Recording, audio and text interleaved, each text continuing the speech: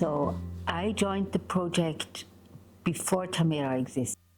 I joined it 1987 when I was 27 by then, and I was in my life, how to say, in two areas. I was in a existential situation, and one is the whole political area.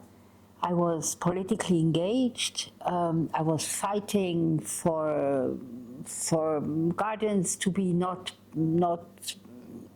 built with houses so that the Greens stay, and so on. Okay. So it was a local fight. I was not involved in global political movements or so. But there was a key moment for me, and this was when we sat on a table with the people who wanted to build, and us as an initiative who said it's not good when you build. And I went out of this talk. We won, so we had success, and still I went out of this talk with the thought: if I continue to work like this politically, I will end up innerly like them. I will maybe work for the so-called good cause, but I will innerly also count my arguments. I will innerly see how many people can I have on my side. And I will always be also on the loser side because the money sits with the others. So it is a chance. It is. So this was striking for me, no? Yeah. And this was one whole area where I was thinking, what political commitment and engagement makes sense and really works for a change that I can believe in. And not only small steps, no, but really bigger changes. This was a very important question to me, and still is. And the other part was my whole love life, which was chaotic. When I was a teenager, I made a vow innerly. I said, I will never leave a person that I love, and that made me having different relations with different men. And to some of them I could talk about it, to some of them I couldn't talk. And today I know that with this practice, I caused a lot of harm also, because I did it alone, no, and I navigated. Yeah, how can I say, with the best of my knowledge, but this was not a lot of knowledge that I had in this area. So with some they knew that you were going with other people, and some they didn't know. Yeah. Mm-hmm. And so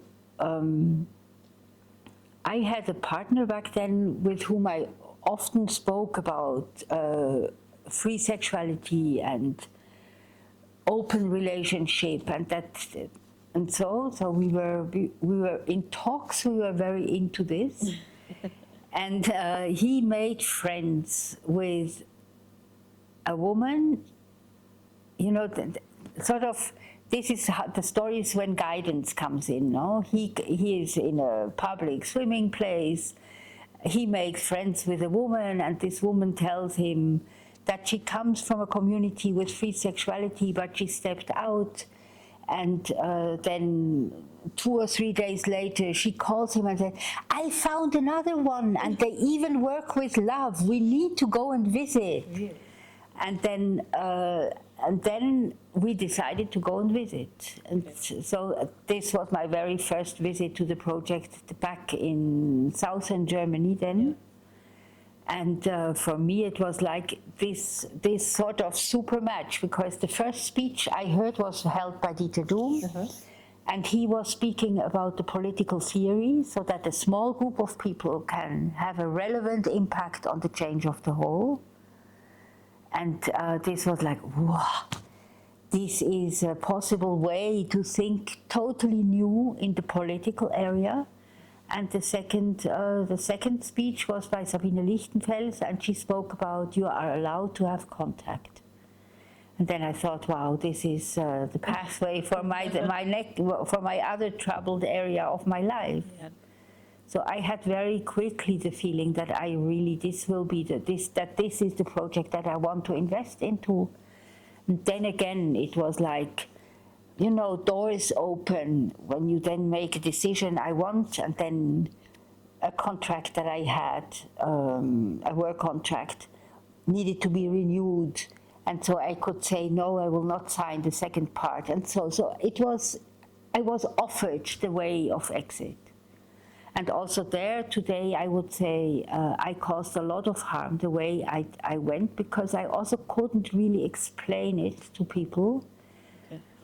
What caught me so that I wouldn't think that my place where I lived, I also lived with people, that this cannot be the core of this global political movement, that I need to move on to another community.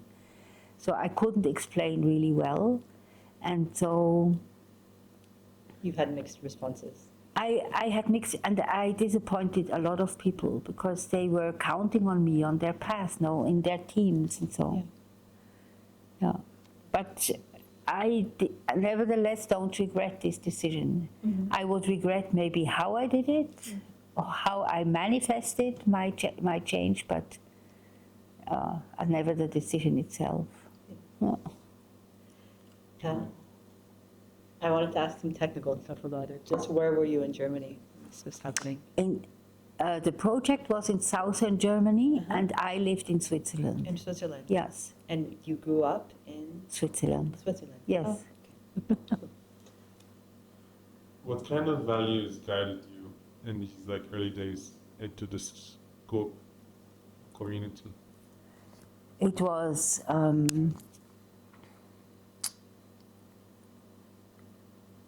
I don't think I had a set of values ready, but it was clear to me that I don't want to participate in this society that I grew up in.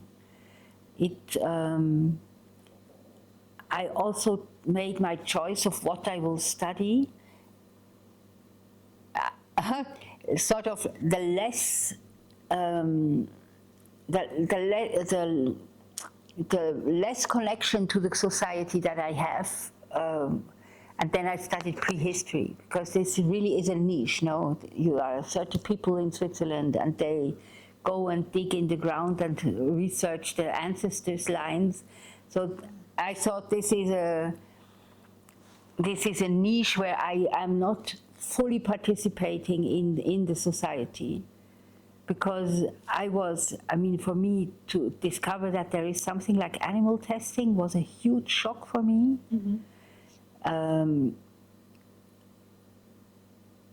also knew that there is a lot of lie around our way to be with sexuality. This I knew because I knew the sexual life of my family, and I knew how little they talked about it, and how they did not say the truth. So I didn't feel home in this society. And only now I discovered that there is a sentence: if you don't feel right in this society, you are here in order to make it a new one. And I like this sentence a lot. And I'm sorry, because many people don't feel home in this society, and they the step to step out also, it takes courage. You take a risk. Yeah, I know. How do you feel you had to go, or what needed to change in you, or what did change in you, to order to thrive in this community?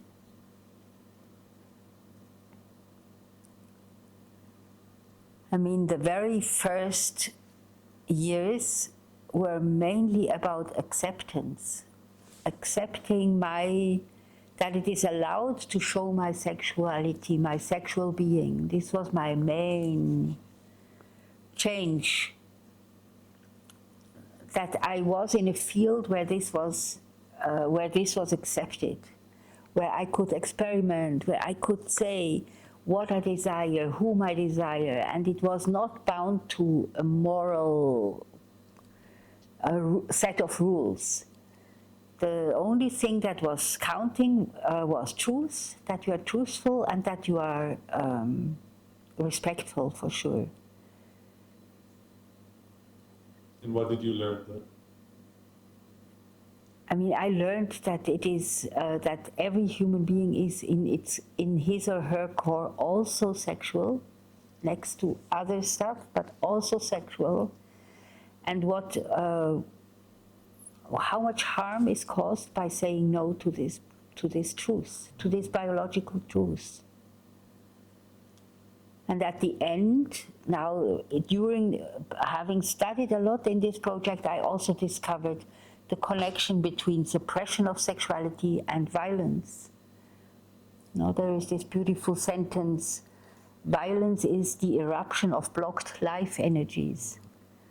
And when we block, sexuality is one of our strongest life energies, and when we culturally block it, personally and culturally, but culturally as a system block it, then we as a system create corners where we allow those, where we have to know that those life energies will burst out and will cause violence and destruction. Yeah. So true. I'm curious, if you studied prehistory, what did you think about Sabine's approach? Oh, I had to. Why? Yeah, I had to.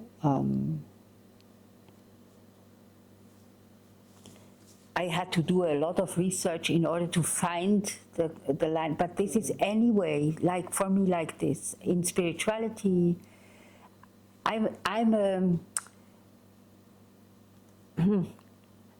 In a way, I'm a believer, yes, and I'm also a very scientific person. So you need to prove me something in order that I can really believe it sustainably, no? Yeah. So, yeah. Yeah. Were you interested in the feminist aspect of it?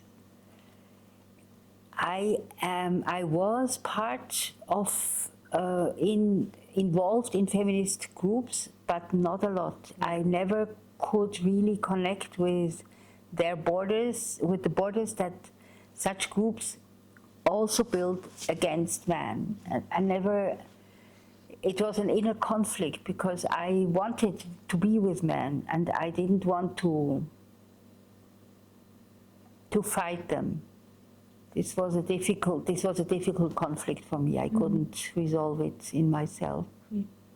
Yeah, can imagine. No. And what you said before about your decision to never leave someone that you loved, how did that happen? Why I made this decision? I don't know really.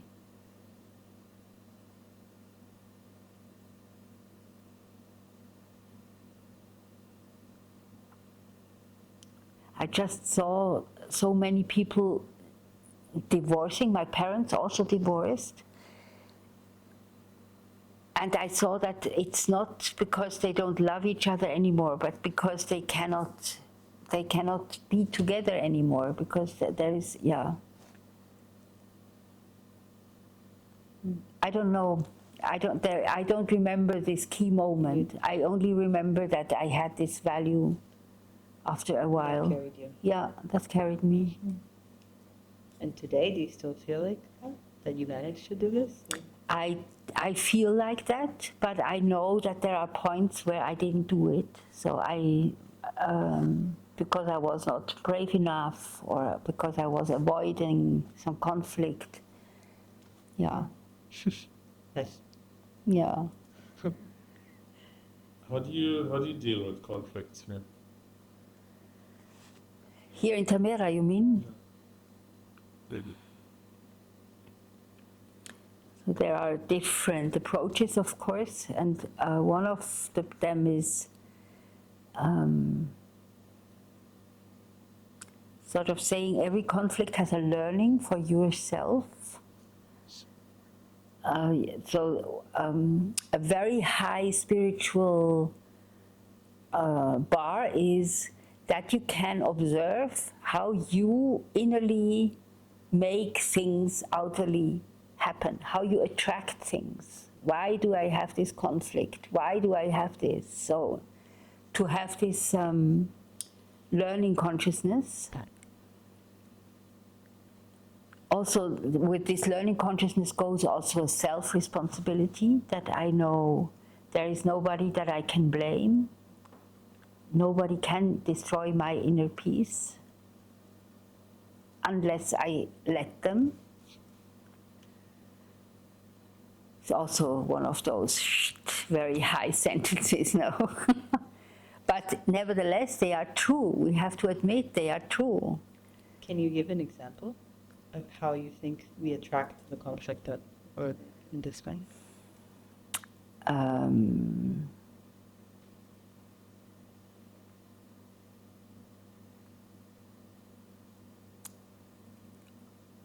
Maybe Wow, I'm yourself. blank. I don't know.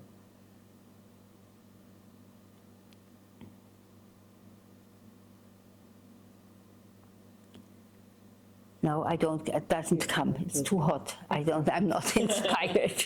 Yeah. But at the moment, I experience more that I receive support and I take this as a sign that I'm sort of the path that my soul wants to be on. Mm-hmm. You know, when in the right moment there comes the right person and you get the support you need, and so this I experience at the moment. Mm-hmm. So how with what I decided to take on the dog shelter, I started to attract support. Yeah. Mm-hmm. So we attract something. Our decisions do something to the outer. Yeah. And this is one answer, and the other answer is for sure also to deal with it in the community, in the circle. And there our main tool is the forum. And also there we would not so much say the community is there in order to say you are right and you are wrong. The community is more there in order to listen to both parts and to listen in a way that we can understand why this happened to this person. And then we go listen to the other and understand why this happened to that person. And can you say just in a few words, what is the forum? The forum is one of our technologies, our social technologies, how we communicate as a community. And it is like very simple in a way. You sit in a circle, you go, when you want to share about yourself, you stand up, you go into the middle, you share what you want to share, and then you sit down, and then there is the possibility to give mirrors, to say what did I see, what did I perceive. And the forum is led. This is maybe important to know, that there is a forum's leader and the coach, so two people, and they lead the person in the middle towards, with the intention to bring out the truth and the highest possibility of this person. Can you give us an example of how the forum helped you overcome like a big challenge that you were going through as a collective? As a collective? Or you as an individual? Or you as an individual?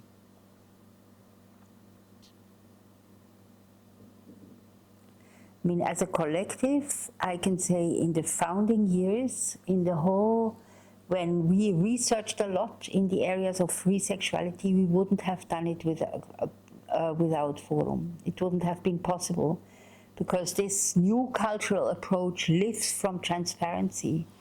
You have to know what your partner does, and you don't tell this in one-on-one talks. You tell it to the community, and with this you tell it into a much bigger space where you don't have to be cautious, or you can show yourself, and then you get mirrors. You don't have to relate. You don't have to think, when I say now this, then he will think that, and you don't have to go into this calculation.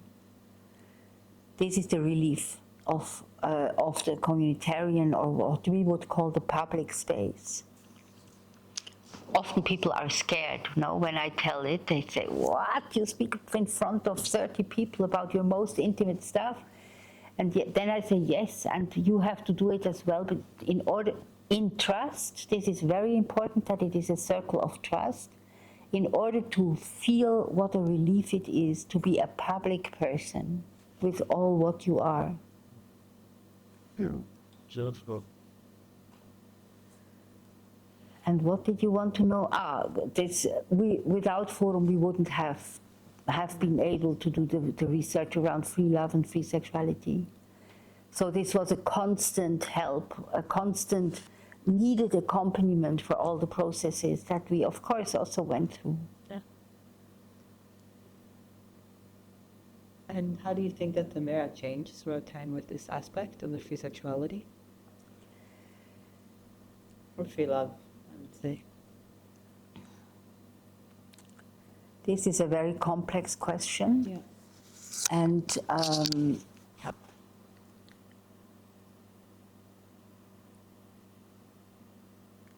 there is one movement that is in our community, that the community fabric is not as close as it was.